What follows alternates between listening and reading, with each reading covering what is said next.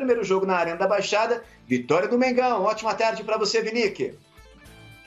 Obrigado, Jackson. Boa tarde para você também. Boa tarde a todos. Eugênio Leal, Savoia, todo mundo que acompanha a gente. Uma situação, de certa forma, tranquila do Flamengo, né? Por causa desse primeiro resultado. Venceu o Atlético Paranaense por 1-0 na Arena da Baixada. Hoje pode empatar no Maracanã, que chega às quartas de final da Copa do Brasil. Pega um adversário que não vem bem. O Furacão está 10 jogos no total, né? Sem conseguir vencer. Então o Flamengo é amplo favorito para chegar às quartas de final. Fica aquela pulga atrás da orelha por causa da atuação no último domingo, que o Flamengo perdeu de 4-1 para o São Paulo. A defesa foi muito criticada, o Domi até se irritou com as críticas ao sistema defensivo depois da coletiva. Então é para o Flamengo entrar com o olho aberto e não repetir um tropeço que pode acabar ocasionando a eliminação na Copa do Brasil, mas acredito que o Flamengo passa sem problemas por ter essa boa vantagem. Boa notícia para os torcedores do Flamengo. O Thiago Maia e o William Arão fizeram falta contra o São Paulo, que fazem ali a proteção à defesa. Eles estavam suspensos contra o São Paulo, contra o Atlético Paranaense, estão à disposição, devem começar jogando. Os desfalques são os mesmos, né? Os lesionados que não vêm atuando, o Rodrigo Caio, que está fazendo muita falta na defesa, o Arrascaeta, o Diego e o Gabigol. O quarteto continua fora da equipe.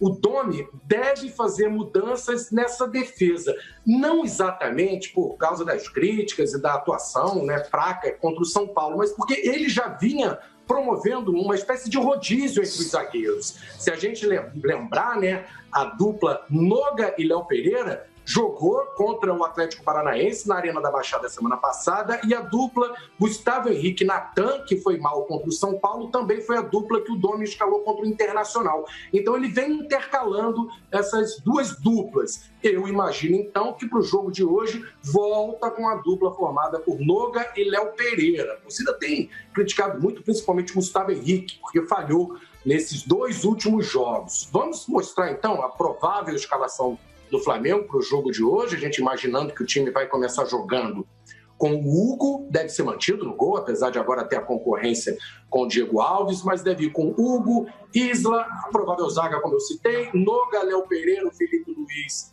na lateral esquerda, meio de campo com Ilharão, Thiago Maia e Gerson, na frente Everton Ribeiro, Pedro e o Bruno Henrique. Esse é o provável time do Flamengo para encarar hoje o Furacão, lembrando que um empate deixa o Flamengo nas quartas de final. Mas as críticas são muito grandes ao sistema defensivo. Eu fui fazendo uma pesquisa aqui, buscando se realmente está muito diferente do que era no ano passado.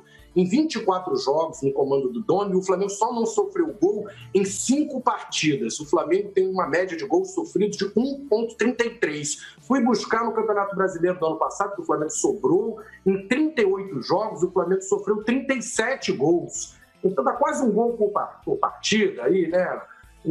Fica mais ou menos uma média parecida, né? Não dá pra gente dizer que é um desastre agora o sistema defensivo, a mudança foi essa, um gol por partida e agora 1,33 que o Flamengo sofre. Chama muita atenção aí na entrevista do Guardiola.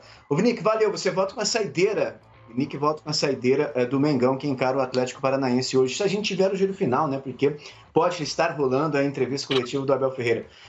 Somos sobreviventes e não somos mais treinadores, somos gerentes, administramos a situação para não machucarmos jogadores. O Domi já passou a real do futebol brasileiro para o Guardiola, só que na declaração do Guardiola ele meio que generaliza isso. Hoje em todo lugar é assim praticamente, o Savoia. Os técnicos hoje vivem um dilema, né? Porque com a intensidade muito maior no futebol e o acúmulo de jogos, ainda mais nesse ano de pandemia, né? Que piorou ainda mais a situação. Você tem que priorizar a recuperação, mas eu acho que isso não é desculpa, não é desculpa. O problema não é a quantidade de gols que o Flamengo tem tomado, é a forma como os adversários têm tido chances diante da defesa do Flamengo. Quando eu falo defesa, eu não falo só dupla de zaga, nem a linha de 4, eu falo o sistema defensivo como um todo. Por isso que eu não concordo com as críticas do Domi à imprensa. E eu vou provar isso daí. O Flamengo está muito mais vulnerável. O Flamengo, talvez por ter sido estudado, né, ou por ter assustado muito os adversários no ano passado, os adversários que jogavam contra o Flamengo priorizavam a marcação, mais ou menos como os adversários do Tyson fazia, não queriam cair no primeiro assalto. Quando percebeu-se que o Flamengo também tem suas deficiências, e eu acho que isso aconteceu e já está acontecendo, ou seja, marcar o Flamengo na saída de bola, você quebrar o passe, não deixar o Flamengo sair com qualidade da defesa, meio de campo e ataque, que lá na frente os caras fazem a diferença. O Internacional fez isso, fez 2-0, depois parou, talvez porque não tivesse fôlego suficiente para imprimir esse tipo de marcação. No jogo da Copa do Brasil, contra o Atlético Paranaense, eu também fiz esse jogo pela Rádio Transamérica. No segundo tempo, o Paulo Autuori fez isso e só não ganhou o jogo porque o Hugo fez milagre, 3 milagres pelo menos. E contra o São Paulo fez exatamente isso. Impediu o Flamengo de sair jogando, né? Deu alguns contra-ataques, é verdade, mas priorizou a marcação como um todo, marcou o campo inteiro, inclusive o Gerson. Muitas vezes até homem a homem, o Daniel Alves correu atrás do Gerson. Ou seja, mesmo assim o Flamengo teve chance. Claro, houve erros individuais? Claro que houve. Mas, para mim, isso é consequência da marcação forte que o São Paulo fez em cima do Flamengo. Não na defesa só, mas no campo inteiro. Então, acho que se você quiser ter chance de ganhar do Flamengo, ou de não passar vergonha, você tem que agredir o Flamengo, com critérios, com organização, mas essa é a saída. Então, 3 exemplos eu citei aqui, que eu acho que esse tipo de coisa deve aumentar, deve se repetir no Campeonato Brasileiro, principalmente. Jânio, foi interessante a fala do Guardiola, hein? Interessante o que ele falou, a visão dele é muito parecida com a visão que todos nós estamos tendo hoje do futebol, com um calendário extremamente recheado, não? É isso, né?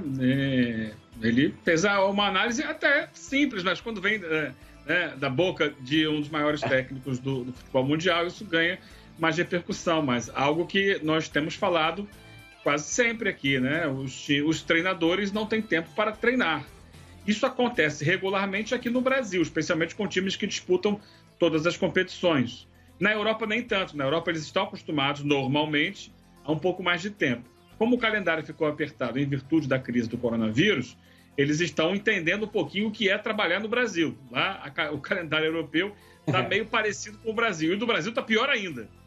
Então, é muito difícil cobrar desses técnicos, né, que possam montar equipes que joguem o futebol mais eficiente, né, mais trabalhado, mais desenvolvido.